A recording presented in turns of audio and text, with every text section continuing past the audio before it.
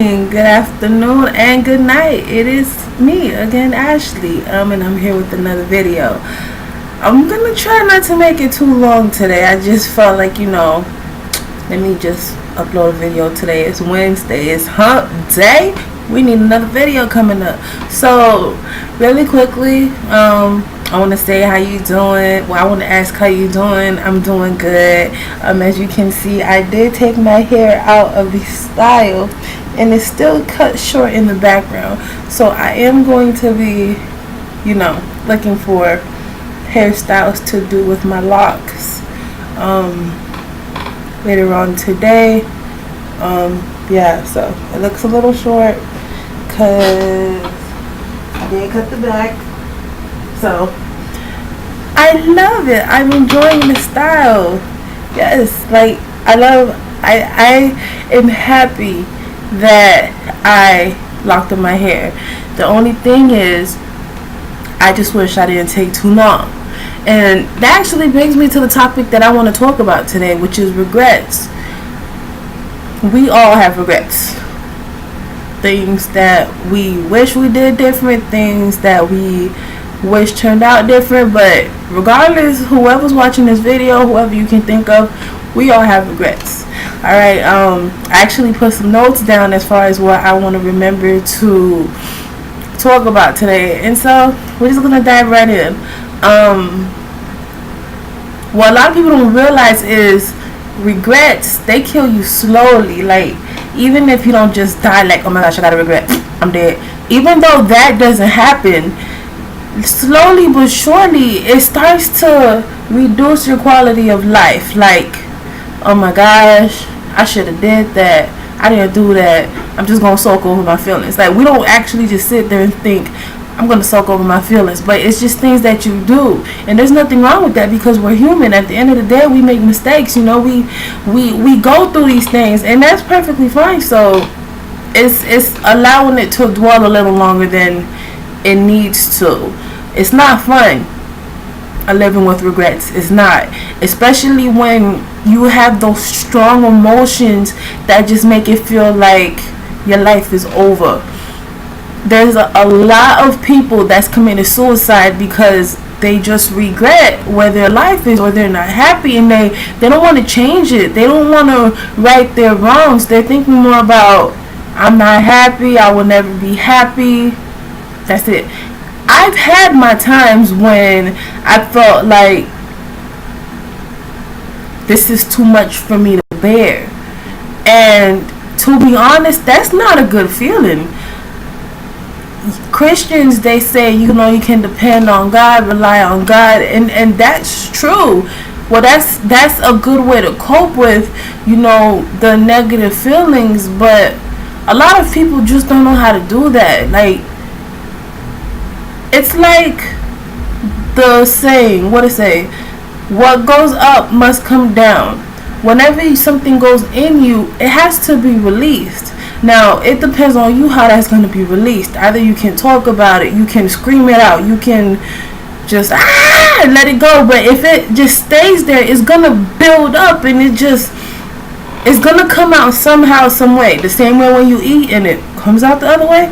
It's all the same. Every choice that we make, we have a lesson to learn from them. Good or bad, experiences always leaves a lesson, and it's not always fun going through something, but at the end of the day, you're gonna learn something from it.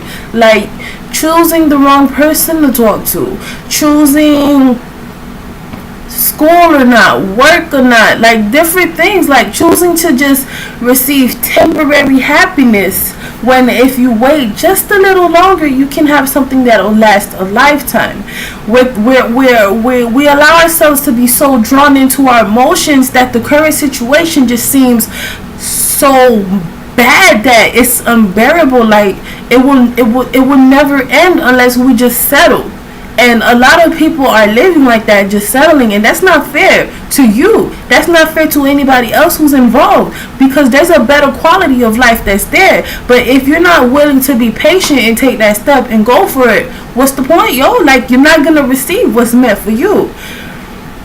And about the emotions, they distort your view. Like, they make it seem way bigger than it is. Like, I remember last week, the week before, I found out my car was totaled.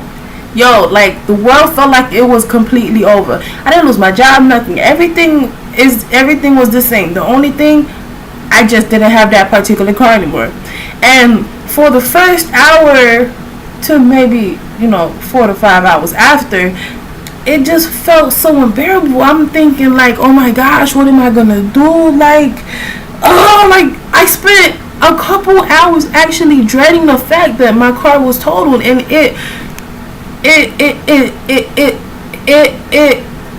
was really frustrating, I should say. It made me, I knew that life wasn't over, but that's what it felt like, because I allowed my feelings to get attached to me having that car, knowing it's only temporary and knowing anything could happen at any moment. I was just like, my emotions took over. And a lot of people, when they have regret, they just let their feelings take over. Eventually, after a while, I was like, you know what, hold on. The same way I got that car, I could get another car. And, it took me some time, but I got myself together the same day. People take years stuck in the same situation, just like, this didn't work out how I wanted to work out, so and that's not fair, because you're not living the life that you want to live. You're not living how you should be living. And the more you hold on to the regret, the deeper it gets, the more that you start blaming yourself and other people for your problems. Like, oh, this car broke down on me, it's a total loss now. Why did I go get the car in the first place? I should have just kept the other car I had. No, but them freaking people was pissing me off. Like, they should have just took care of it. And it's a circle that keeps happening. How are you living life when you're only concerned about the past? You can't change what's in the past. So, do me a favor. Forgive yourself.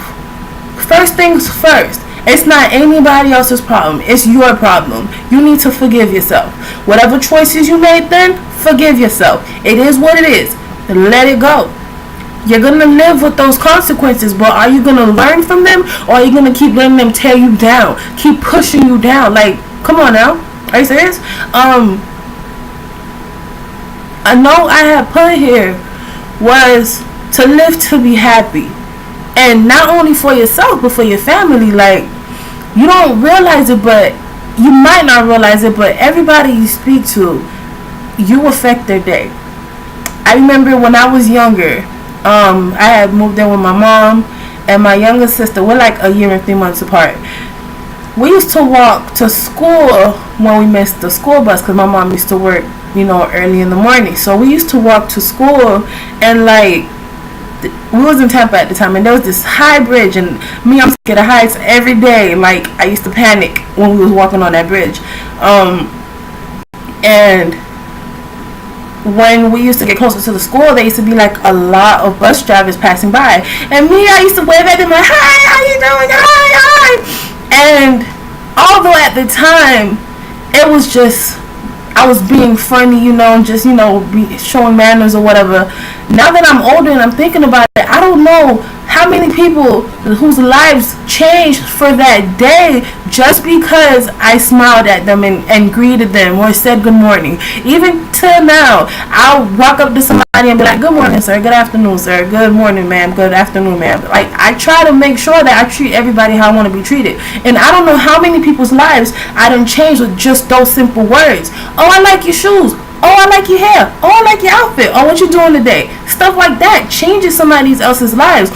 But when you're focused on the regrets of ghosts past, like, you're not even thinking about anybody else. You're not thinking about the vibe that you're giving off, and most definitely it's a bad one. I've had people, I I'm an introvert, but I'm an extrovert at the same time. I'm like an intro extrovert. I like being around people, but to a certain extent. I have to go off to myself and recharge. That's the type of person I am. So I'll have times that, you know, I want to be to myself and I don't want to mess with anybody, and I start to realize that I'm keeping myself away from the rest of the world. And when I actually do go out and start speaking to people that I've never seen smile start smiling, people I've never seen happy, they're happy. Why? Because I'm willing to, you know, give them just a little bit of light. When you're living in nothing but darkness, sooner or later it's going to consume you, and that's not on a religious level, that's just speaking clear. Like, if you're always around somebody who's negative, eventually that person's going to be negative, and you are what you speak. So if I'm speaking, I hate this world, I hate this world, I hate these people, sooner or later something's going to happen. That's how a lot of people commit suicide. They're speaking this stuff over themselves. You're speaking this stuff over somebody else. How many murderers do we have around? How many thieves and molesters and rapists do we have around just because of words somebody spoke on them, or one word they said because of a bad day? So when you live to be happy, not only do you improve your life, but the people around you. Your marriage, if you're married, is happier. If you're single, you'll enjoy being single, and you'll also change the type of people that approach you. I know, like, when I used to be more to myself and I used to have bad thoughts a lot, I was really self-conscious. The type of dudes that approach me, it was like, why? Like, Buster Boys. Like, I can't even think of the word for it, but like, they were pathetic. Let me say that. They were pathetic. When I really started taking a good look at myself, like what I don't like about me changing, which is a daily process, an hourly process, a process that goes by the minute. Whenever I see something in me, I try to change it as soon as possible. The moment I started focusing on that and changing who I am, I noticed the people that approach me are different. The people that stay around me are different, and I like that because I'm not living in the dark. I'm not living like in the dark. Okay, that's not dark, but you know what I meant. Like, I can see around me. I'm happy, I'm free, and I'm enjoying who I'm becoming. I'm enjoying where I'm going. My dreams before used to just be dreams that I'm speaking out loud. Right now, they are dreams and they're goals that I'm achieving, and people around me notice that and they encourage me, and I do the same for them. But when you're focused on being negative, you don't feel that purpose in life. You're just here to breathe. You're just breathing and taking up space in the world. And if that's what you want to do, my boo-boo, I don't know what to tell you. Change it. Don't live like that. How can you expect to be happy if you don't do that first step? Surround yourself with positive people. Surround yourself with positive things. Surround yourself with things that are going to uplift you and allow you to become the person that you need to be. Like, come on now. I'm not even trying to speak on a religious level. I'm just speaking like honest truth. What goes around comes around. What you give is what you're going to receive. So what are you giving to receive? What are you expecting to come back in return? If you like it, go ahead and keep going. If you love it, amazing, perfect. Keep doing what you're doing. But if you don't like what you're receiving, the change starts in you. So when are you going to make those changes? So I'm going to go ahead and wrap it up. But thank you for watching my video. I'm out.